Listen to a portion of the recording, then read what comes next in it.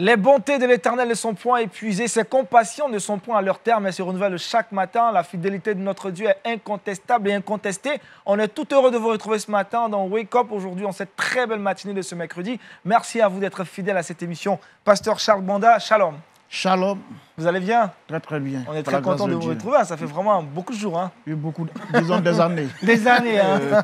Et on vous retrouve en 2021, oui. Comme si c'est un miracle. Hein. Oui. On est content de vous revoir, merci pasteur. Jean-Richard, bonjour. Bonjour Aniel et shalom à tous. On va bien ce matin? Très très bien, merci. Gloire à Jésus-Christ. Paul Féliciard, shalom. Shalom Aniel et bonjour à tous. Ça se passe bien aussi? Ça va bien. Et puis comme tous les mercredis, fidèle à son poste, tonton Léon, shalom. Shalom Aniel, shalom à tous nos amis. C'est un rituel, hein. Il faut toujours saluer les amis qui nous oui. regardent, des tout petits. C'est pour eux que nous sommes Vous avez là. dit qu'il y a des enfants de 2, 3, 4, 7 ans qui vous regardent? Tout à fait, Wow. tout à fait. J'aimerais faire un coucou à la famille Néné Koyat qui nous suit depuis la RDC. Ils sont fidèles de Wake Up les mercredis. Plus précisément à Jadiel et à Jaël. Coucou Wow. les amis. Et tous les mercredis, la famille regarde au Wake Up. La famille nous suit et après, on poursuit l'émission en ligne. Super, c'est intéressant ça. On salue cette famille depuis la RDC et on salue toutes ces personnes qui nous suivent également depuis l'Afrique centrale. Jean-Richard, avec toi, nous parlerons de quoi aujourd'hui dans Culture Actu et le saviez-vous? Dans Culture Actu, on parlera littérature comme tous les mercredis, question d'inciter les plus jeunes à la lecture. Et puis dans le saviez-vous, on va parler du plaidoyer de l'Église qui se ressent de plus en plus. Super. Paul Féliciard dans le Trick Boss. Aujourd'hui, encore des asnates. Oui, comme tu l'as dit, des astuces naturelles pour pouvoir soulager les tout petits quand ils ont des Super. bobos, etc. On en parle aujourd'hui, restez avec nous. Mais on commence toujours notre émission en mettant Dieu au début, au centre, mais aussi à la fin. Et c'est dans Méditons ensemble, c'est maintenant.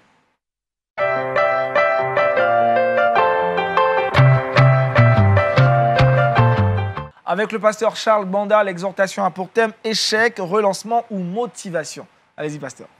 Merci pour ce temps de méditation. Il faut dire qu'il y a un sujet très important parce que nous avons connu une année dernière très difficile. La pandémie doublée de, disons, triplée des problèmes sociaux, économiques, tout cela, sanitaires. Et l'important que le chrétien puisse comprendre qu'il ne doit pas réagir comme réagissent les gens du monde. Et c'est pour ça que j'ai pris ce thème qui dit l'échec, source de renoncement ou de motivation. Il est important que nous sachions que ce qui nous arrive n'est pas quelque chose d'inédit, parce que dans la Bible, il nous est parlé des hommes ou des générations qui ont connu des choses plus graves que cela. Et comprendre que ce n'est pas un fait étrange. La pandémie que nous connaissons, Dieu en a parlé, Dieu nous a prévenus, on ne doit pas être étonné de cela. Mais l'échec dont je veux parler, c'est l'échec personnel d'une personne comme Moïse, qui a connu au départ beaucoup d'échecs, et l'échec a eu des conséquences assez graves dans sa vie. Voilà. Nous voulons amener chaque chrétien à comprendre qu'on est encore sur la terre, on n'est pas dans le ciel, et nous sommes appelés en tant qu'êtres humains à connaître des problèmes sur la terre. Et Moïse n'a pas eu, dès le départ, une bonne réaction, une bonne attitude. Il faut le savoir. En tant qu'être humain, on a un passé. On voit Moïse comme un grand homme de Dieu, mais avant qu'il ne le soit, il a connu des échecs. Ce qu'il a été, c'est par la grâce de Dieu. Il est important que nous n'adorons pas des hommes. Même s'ils font des miracles, ils ne sont que des hommes. Ce que nous pouvons faire, c'est par la grâce de Dieu, uniquement par sa grâce. Je vous lis par exemple dans le chapitre 4 d'Exode, au verset 12 et 13. Va donc, dit Dieu à Moïse, je serai ta bouche, je t'enseignerai ce que tu auras à dire. Moïse dit, ah Seigneur, envoie qui tu voudras envoyer. Donc Moïse, ayant connu l'échec, ce n'a pas été pour lui une source de motivation, mais de renoncement. Parce que si nous voyons le contexte au chapitre 2 de l'Exode, Moïse s'est engagé à délivrer le peuple d'Israël. Ça n'a pas marché comme il avait voulu. Il était obligé d'être exilé, un exil forcé, parce que Pharaon cherchait à le faire mourir. Et donc, ayant fui à Madian, étant devenu berger au lieu d'être roi, donc l'échec dans sa vie professionnelle, Moïse, 40 ans plus tard, quand Dieu l'appelle à son service, ce qu'il avait pensé 40 ans plus tôt, être un instrument de délivrance, et lorsque Dieu l'appelle, il dit à Dieu, envoie qui tu veux, je ne suis pas dans cette affaire. Vous voyez, l'échec a eu des conséquences dans sa vie. Dans sa vie. Au lieu de se réjouir, il renonce plutôt. Il dit, je ne veux plus du ministère, je me plais dans ma vie de berger, de nomade, ça me suffit. Il va renoncer à servir Dieu. Pourquoi? Parce que lorsqu'il a cherché à le servir, ça n'a pas marché, alors il renonce pour toujours au ministère. Et heureusement que Dieu, qui est un Dieu de bonté, un Dieu de grâce, ne va pas le laisser tomber. Il est important que nous sachions encourager des hommes et des femmes, surtout les enfants, parce qu'il y a des parents qui, au lieu d'aider les enfants à émerger quand ils sont en échec, les enfoncent au contraire. Il y a des enseignants, au lieu d'aider les enfants qu'on leur confie pour les enseigner, au contraire, ils les enfoncent au contraire, parce que au départ, l'enfant a des difficultés. L'enfant n'arrive pas à comprendre ce qu'on lui enseigne. L'enfant ne connaît que l'échec. On a un frère qui a passé le bac 7 fois, et c'est la 7e fois qu'il a réussi. Dans la vie, il n'y a personne qui est né, excusez-moi l'expression, mais qui est né idiot. On est tous appelés à réussir. Mais il faut être des personnes qui ont un caractère, c'est-à-dire des personnes qui ont un caractère assez fort. Voilà. Je vis en Europe, lorsqu'on voit par exemple ce qui se fait par les Occidentaux ou bien les Chinois, mais on voit que l'Africain, en face des difficultés, en face d'un échec ou des échecs, renonce. Mais les autres, tant qu'ils n'ont pas atteint le but qu'ils sont fixés, ils ne vont jamais abandonner. Ils vont toujours essayer, et pour s'en sortir. En Israël, par exemple, on a été plusieurs fois, les Juifs ont fait reverdir le désert. Imaginez que si les Juifs avaient un territoire comme les territoires africains, mais mon vieux, ils vont faire des choses extraordinaires. Vous voyez, on a tout. Dieu nous a bénis, on a tout pour réussir. Et malgré cela, partisans de moindre effort, on ne fait rien que de nous plaindre.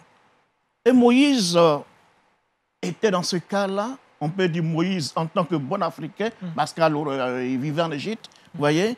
Et donc, on peut dire que Moïse était partisan du moindre effort. C'est vrai qu'il a connu l'échec. C'est vrai qu'après les années de 40 ans, on n'a plus le désir de faire quoi que ce soit. Mais heureusement que Dieu était à ses côtés pour l'encourager. Donc, si vous prenez le chapitre 3 de l'Exode, Dieu parle à Moïse. Moïse prend des arguments pour dire non, je ne sais pas parler. Qui suis-je pour aller vers Pharaon? Mais Dieu est toujours là pour dire, je serai avec toi, pour l'encourager. On a besoin d'encourager ceux qui subissent des échecs. Pour leur dire que c'est vrai, tu as échoué, mais tu peux t'en sortir. On peut échouer dans la vie, dans bien de domaines. On peut échouer dans le mariage, on peut échouer dans nos vies sentimentales, dans notre vie professionnelle, dans notre vie scolaire. On peut connaître l'échec. Manque-vous pas, j'ai échoué dans bien des domaines. Même par la grâce de Dieu, en tant que pasteur, des chrétiens m'ont encouragé, des parents m'ont encouragé. Et ça m'a aidé à m'en sortir. Et quand nous continuons la lecture dans Exode chapitre 2, la connaît l'échec, l'exil, Dieu va se révéler à lui. Il est important que nous sachions que Dieu parle à chacun d'une manière individuelle. C'est vrai qu'on entend la parole dans l'ensemble, c'est vrai qu'on parle à quelqu'un d'une manière individuelle, mais il faut que Dieu parle à chacun. Pour dire qu'il faut que chacun ait une relation personnelle avec Dieu. C'est vrai qu'on a une vie d'église, mais après l'église, il faut que tu cultives la communion d'une manière personnelle avec Dieu. Et Dieu avait des moments de tête à tête avec Moïse à qui il parlait. Et afin de lui parler, de l'encourager, Moïse, à la fin, va être un homme extraordinaire, va être un instrument de délivrance pour le peuple d'Israël, mais ce n'est pas de par sa propre force, mais parce que Dieu a dit, je suis avec toi, je serai avec toi, et par sa présence, Moïse est sorti vainqueur de son échec. Vous voyez? Amen. On peut prendre en parallèle le cas de David dans 1 Samuel 30, versets 1 à 6. David a connu aussi l'échec. Donc, ça pour dire que ceux que nous voyons qui sont des héros de la foi étaient avant tout des personnes qui sont passées par des moments difficiles. Prenez n'importe qui dans la Bible. Il faut que nous, les serviteurs de Dieu, il faut que nous soyons humbles. Si on peut faire quelque chose, comme le dit l'apôtre Paul, dans 2 Corinthiens 3, verset 4, notre capacité vient de Dieu, vient de Dieu. Parce qu'en tant qu'homme, on ne peut que connaître l'échec dans la vie. Mais c'est Dieu qui, par sa grâce, peut nous relever de l'échec et nous amener à ne pas renoncer, mais à continuer. Amen. Alors nous voyons le cas, par exemple, de David dans 1 Samuel 30, versets 1 à 6. David a connu l'échec parce qu'il était parti en guerre et lorsqu'il revient, le village où il était ravagé et ils ont mené tous les enfants, les femmes, en tout cas tous ceux qui s'y trouvaient.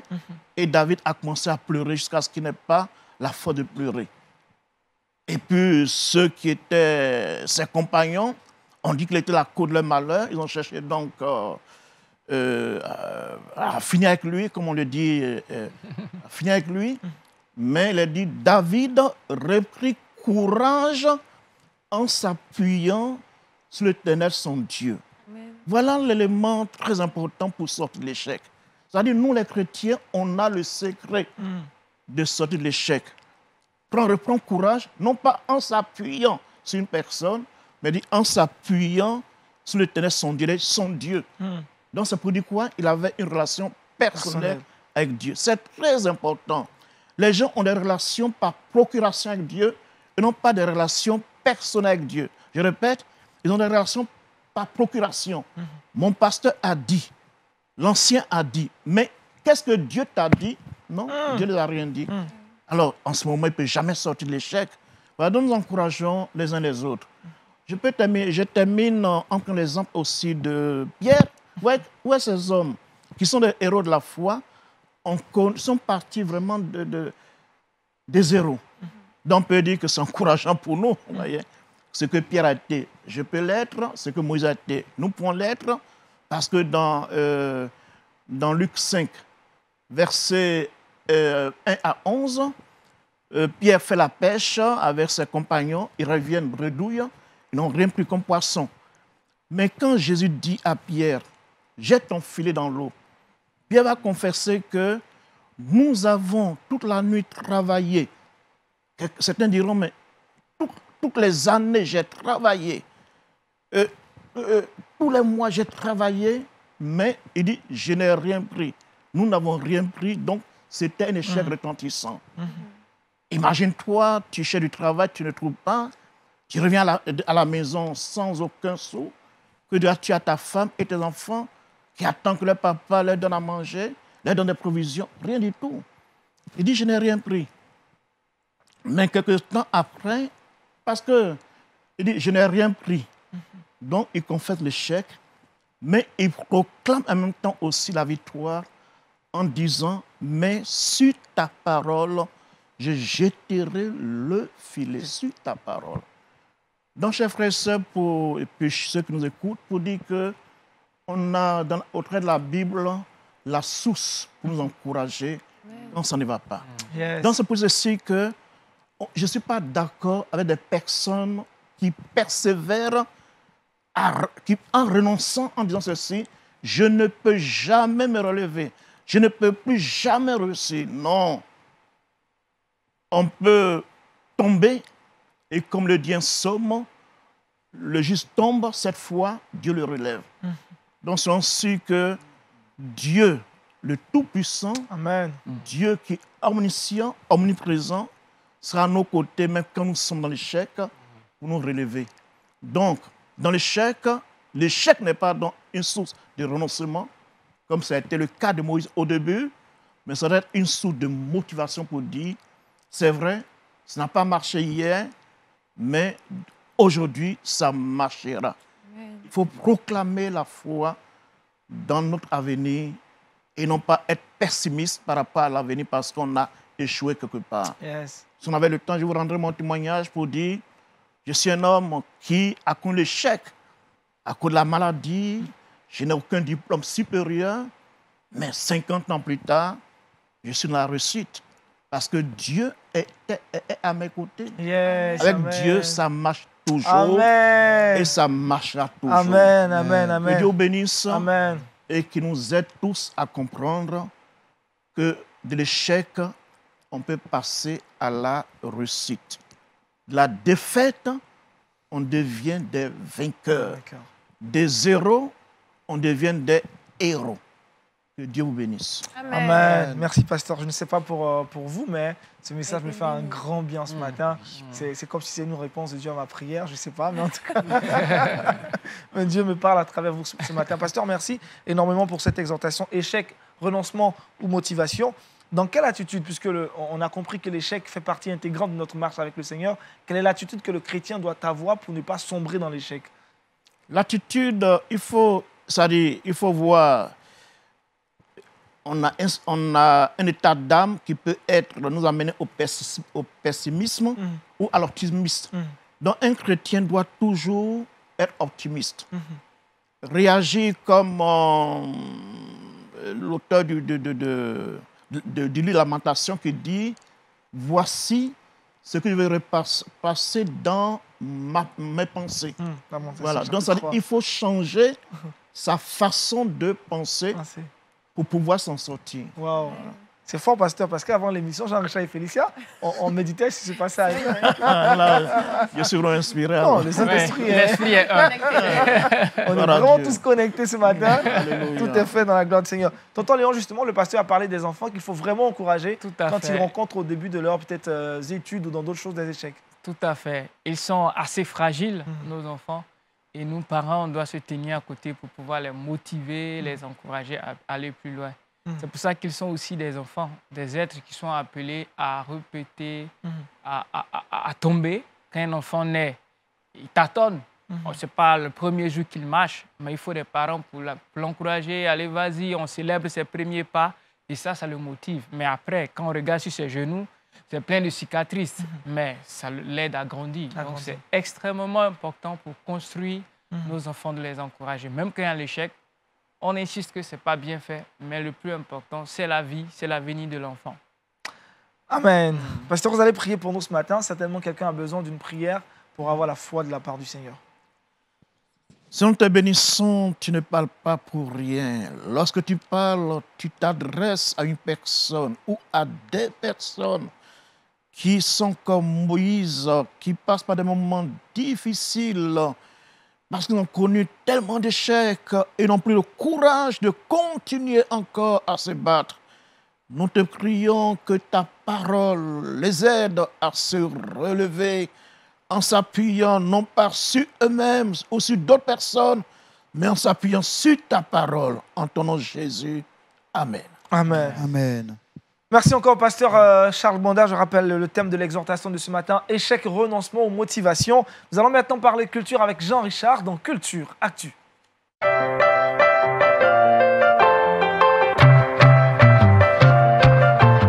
Et ce mercredi matin, Jean-Richard nous envoie dans l'univers de la littérature.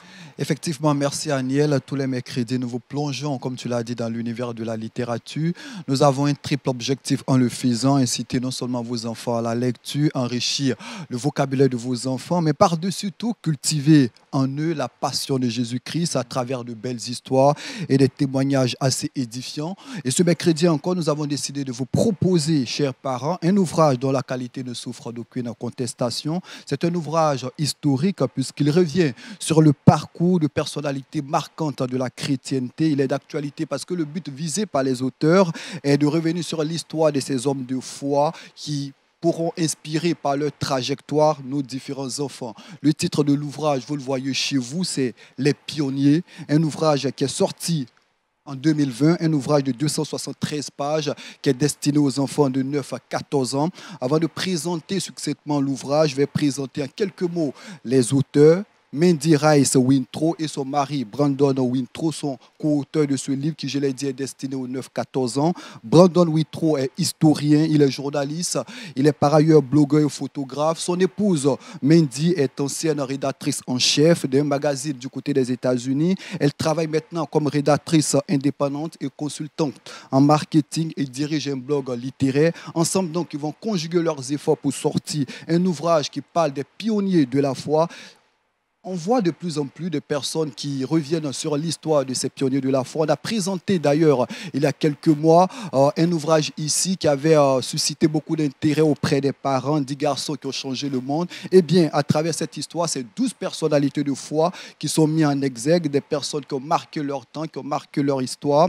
Eh bien, la première personnalité, il y a plusieurs personnalités, je vais citer quelques-uns. Jonathan Edwards, c'est vrai qu'il est très peu connu sur nos tropiques, mais n'empêche que c'est une personnalité de foi. Né le 5 octobre 1703, il est mort le 22 mars 1758.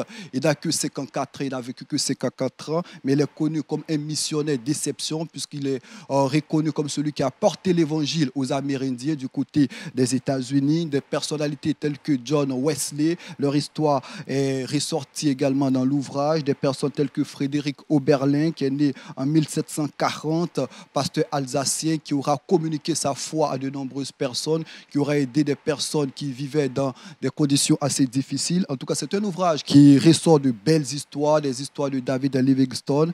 Et cet ouvrage, je veux pourquoi pas le conseiller à toutes les personnes qui nous regardent, à toutes les familles, question que ces différentes personnalités qui ont marqué leur temps puissent marquer aussi vos enfants dans leur trajectoire ici-bas. Super. Tonton Léon, réaction? Oui, super de rappeler ces héros de la foi. Très souvent, pour nos jeunes, le défi est que quand ils voient Paul, Pierre, Jean, tous ces personnages, et puis nous, aujourd'hui, il y a un jeune qui me disait, mais à part Pierre, Paul et Jean, il n'y en a plus. Quand il lit la Bible, tous ces gens-là, ils ne voient pas ce type de foi. En voyant ces histoires, il va se rendre compte qu'on pourrait continuer l'histoire de la Bible. Avec Charles Finney, avec Livingstone, avec John Wesley, des gens ont existé et continuent d'exister, qui ont gardé la foi, qui ont fait même des prouesses qui ne sont pas forcément bien connues. Mais rappeler cela à nos jeunes, leur dire oui, il est possible de vivre une foi authentique, même dans un monde aussi ébranlé. C'est clair, et puis on peut continuer la liste en ajoutant le nom du pasteur Charles Banda. Hein. Oui. Pourquoi pas? Pourquoi pas? Oui. Dans la prochaine édition. Dans la prochaine édition. Et vu que vous êtes proche du pasteur, un mot sur cet ouvrage? Non, j'ai déjà lu pour certains. Il faut dire que justement, c'est très intéressant parce que ça va avec ce que je viens de dire. Parce que ces personnes, surtout John Wesley, par exemple, ont connu beaucoup d'échecs au départ. Beaucoup d'échecs au départ pour qu'ils soient ou qu'ils deviennent ce qu'il a été. Donc, j'ai lu l'histoire pour quelques-uns, c'est vraiment encourageant. Et nous encourageons les gens parce que c'est vrai qu'il y a la Bible qui est là, mais la Bible se confirme actuellement par ce genre de témoignages pour montrer que ce n'est pas de l'histoire ancienne, mais qu'aujourd'hui, les gens ont vécu exactement comme la Bible le dit. Voilà. Et ça encourage la foi. Ça encourage la foi. C'est bien dit, hein? Ces ouvrages-là confirment que la Bible est encore vraie et continue de transformer des vies, Jean-Richard. Ouais, juste rappeler le titre de l'ouvrage, Les Pionniers. Vous avez la possibilité de le commander en ligne, la Maison de la Bible ou encore à la Centrale Biblique. C'est un ouvrage qui est sorti, je le rappelle, en 2020, 273 pages qui revient sur l'histoire de ces grandes personnalités dans un français assez facile. Merci Jean-Richard. Ouvrons maintenant le boulevard consacré donc à l'enseignement familial, à l'enrichissement donc de nos cultures en matière d'éducation. Et pour les parents et pour les enfants, c'est toujours très utile d'être avec nous dans le Kids Time et c'est maintenant.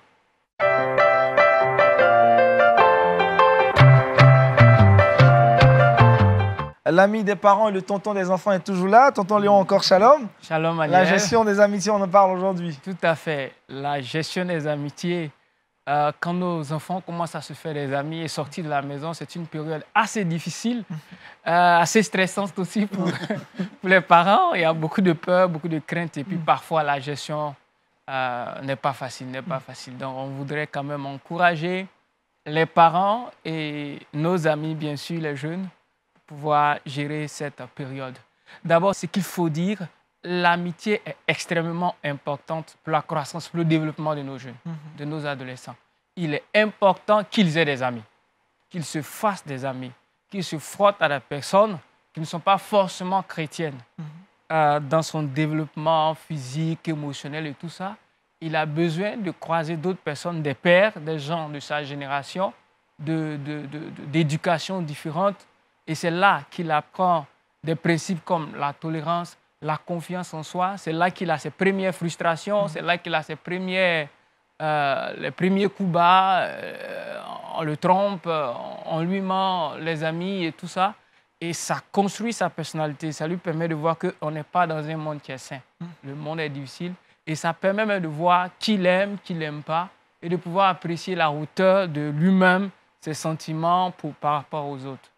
Les copains, d'abord, lorsqu'on est dans l'adolescence, on a l'impression que nos enfants aiment être plus dehors, avec leurs amis. C'est parce que c'est avec ceux-là qu'ils arrivent à discuter de tout, parler de tout. Donc, il faut respecter le fait que nos jeunes, nos adolescents veuillent sortir et se faire des amis.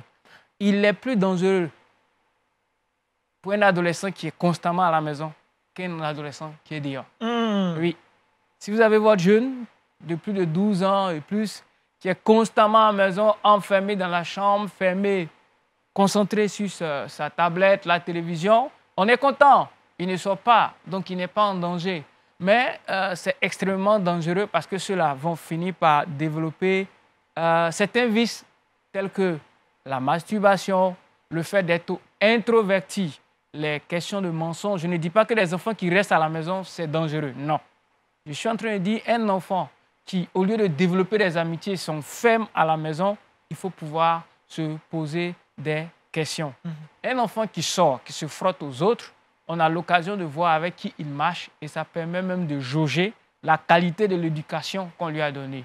Donc, que nos enfants sortent, ils se fassent des amis, c'est important. Je voulais quand même fixer cette base-là avant de parler de tout ce qui est défi, de tout ce qui ne fonctionne pas. Pour eux, avoir des amis, c'est extrêmement important. Maintenant, au-delà de ces amitiés, les parents, quand même, ont leur mot à dire. Ils doivent comprendre, ils doivent veiller à ce que ceux qui marchent avec leurs enfants soient de bonne moralité et une bonne éducation pour ne pas influencer leurs enfants. Alors, on aimerait quand même donner 2 ou 3 astuces pour encourager les parents par rapport à la gestion des amitiés. D'abord, il faudrait d'abord comprendre, il faut réaliser que nous-mêmes, on a été jeunes, on a été adolescents, on a vécu cette période, on a eu des amis. Et à cette période, comment Jean-Richard aurait voulu que les parents le traitent. Voilà. Donc, quand Jean-Richard, ton fils, va avoir l'âge de se faire des amis à l'extérieur, tu te mets dans sa peau. Tu le comprends mieux. Tu te dis, mais j'ai été à son âge, voilà des amis, voilà mes motivations. Ça aussi, c'est extrêmement important. Pourquoi il marche avec tel ami? Pourquoi il aime rester dehors? Tu te mets dans sa peau, tu comprends sa réaction et tu le comprends mieux. Ça t'amène à avoir une meilleure approche à discuter avec lui. Il va dire non, je ne veux pas de cet ami, non, il est ceci, non, il est cela. Ça crée des conflits. Deuxièmement, on se demande, mais pourquoi est-ce que ce ne sont pas nos enfants qui influencent? Pourquoi les familles chrétiennes ont peur que le monde influence leurs enfants? Est-ce que nous doutons de l'éducation que nous avons donnée à nos enfants?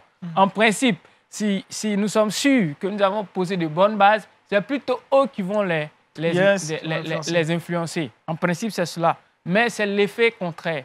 Et là, attention, on les protège, mais attention à ne pas les surprotéger. La surprotection est extrêmement dangereuse. Vous voyez, les familles chrétiennes, on veille à ce que nos enfants n'insultent pas. On veille, on communique des bonnes valeurs, les principes, les commandements et tout ça. On n'insulte pas, on ne tape pas. Si on tape, qu'est-ce qu'on fait? On pardonne. Toutes ces valeurs-là, on donne à nos enfants, tant bien que mal, j'essaie de les intégrer. Mais ce que les familles chrétiennes oublient, c'est qu'on est dans un monde. Le monde ne se passe pas à la maison. Ces enfants vont aller à l'école, ils vont aller à l'université, ils vont se frotter à d'autres personnes.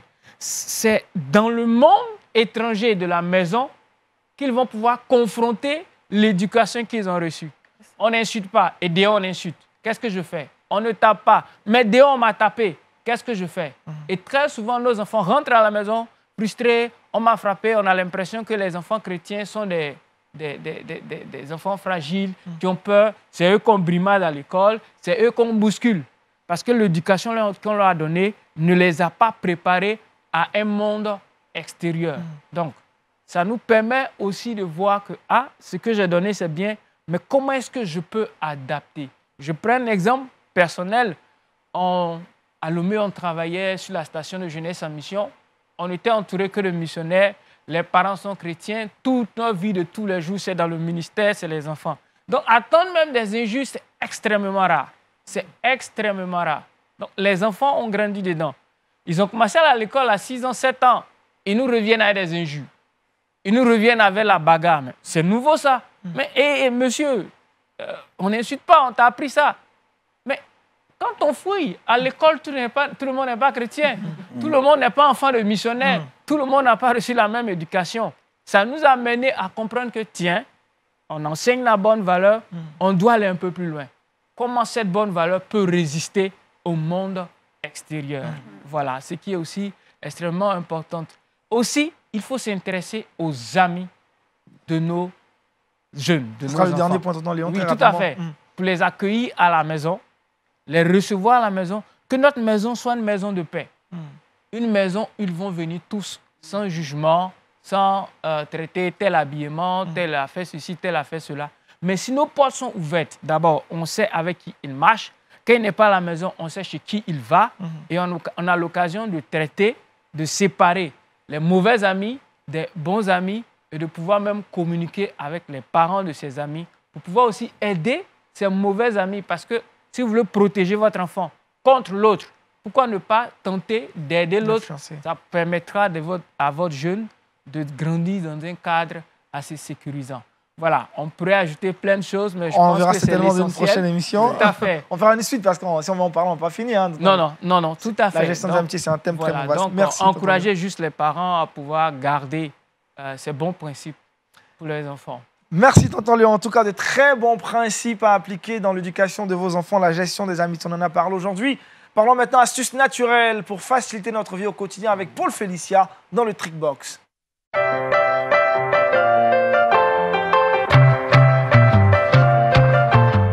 Comment soulager les enfants? Paul Félicia nous rapporte ce matin des astuces naturelles. Exactement, j'ai décidé d'en parler parce que dans la petite enfance, il n'est pas rare de voir des enfants avoir des petits bobos, des mal de tête, la toux, etc.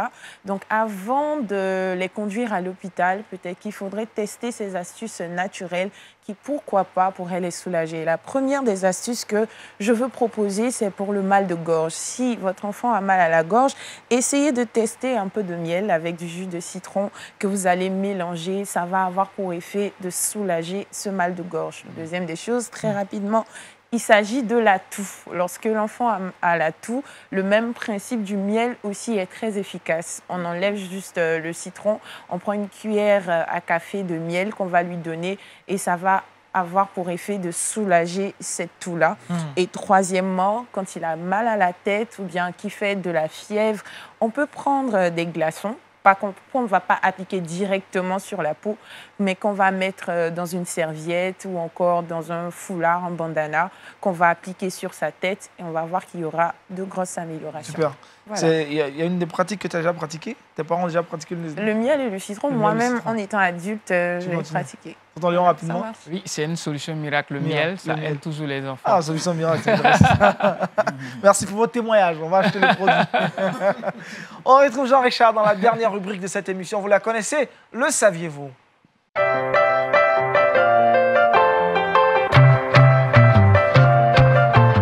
Jean-Richard, église et plaidoyer. Effectivement, merci Aniel. Aujourd'hui, j'ai décidé de parler de l'action de l'Église dans le monde. On observe de plus en plus l'action de l'Église. Et il y a de cela quelques jours, d'éminents chrétiens et des militants de droits de l'homme ont exhorté la nouvelle administration américaine, c'est-à-dire l'administration Biden, à mettre fin aux sanctions américaines contre la Syrie. Il y a de cela quelques années, il était rare de voir les leaders chrétiens ou même des pasteurs évoquer des questions politiques, des questions de société, mais de plus en plus, les chrétiens s'expriment sur ces questions. Soit dit en passant que du côté de la Syrie, depuis 2010, ce pays traverse une situation assez difficile. Il y a près de 500 000 personnes qui ont été tuées dans ce pays depuis 2011. C'est un pays avec d'énormes difficultés. Aujourd'hui, il y a moins de 17 millions de population. Il y a moins de 10 ans, la population était estimée à 22 millions. Wow. Et au regard de toutes ces difficultés, au regard de la paupérisation, au regard des difficultés de la population, eh bien, les hommes religieux, les chrétiens notamment, interpellent l'administration Biden afin de mettre fin aux différentes sanctions contre la Syrie.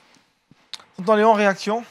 Oui, tout à fait. Dans ces pays-là, la plupart du temps, c'est les enfants et les femmes qui sont victimes de toutes ces sanctions. Et donc, quand l'Église prend position pour ces zones-là, c'est vraiment important. C'est eux qui gagneront. C'est eux qui gagneront. Pasteur, l'Église qui a oui, c'est important de, comme on le voit un peu de par le monde entier, c'est la population qui est victime. Donc, c'est tout à fait normal que l'Église ne soit pas indifférente, mais au contraire réagisse pour apporter la solution. Donc, en touchant les politiques, ça peut donc changer la donne. Voilà. Jean-Richard? Juste rappeler que de plus en plus les leaders chrétiens investissent le champ politique, non pas pour décrier certaines situations, mais dans le plaidoyer, inciter notamment les différents États à aider les personnes dans la difficulté. Dans la difficulté. Tonton Léon, très rapidement, on revient sur ces actions à mener pour pouvoir gérer les amitiés.